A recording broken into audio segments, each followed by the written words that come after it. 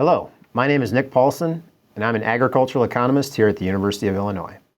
In today's video, we take a closer look at the relative price protection offered by the PLC and ARC programs for 2024.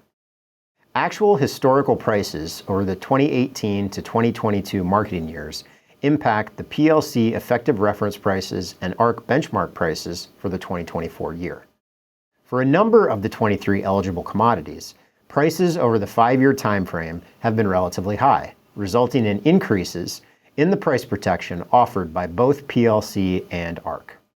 To focus on the price protection aspect of the programs, we compare the effective reference price for PLC to the ARC trigger price. The ARC trigger price is defined as 86% of the benchmark price.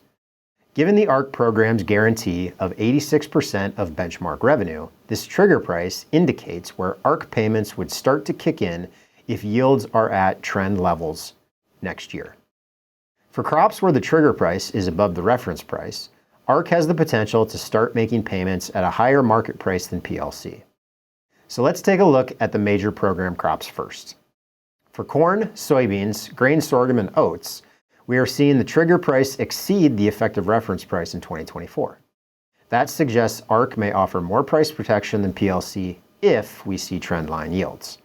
The larger the trigger price is compared to the reference price, the greater that relative price protection from ARC. For other major crops like wheat, cotton, rice, and peanuts, the PLC reference price is above the ARC trigger. So PLC would start to trigger payments at a higher market price, assuming trend yields. The story is similar for some of the minor program crops.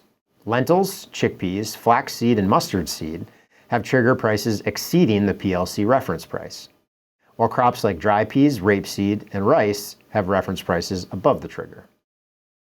So in summary, if the ARC trigger price exceeds the reference price, ARC has the potential to start payments at higher prices than PLC, assuming trend yield levels in 2024. The opposite is true when the reference price is above the ARC trigger. Keep in mind, this comparison just focuses on one dimension of PLC versus ARC, price protection assuming trend yields. If yields come in lower than trend next year, ARC could potentially start payments at even higher prices since payments are based on revenue losses. Also, ARC payments are capped at 10% of benchmark revenue. So in really low price scenarios, PLC may provide more price protection once that ARC payment limit is hit. And while we tend to focus on the decision between PLC and ARC County, it is important to remember that ARC Individual may also be an option worth considering for your farms.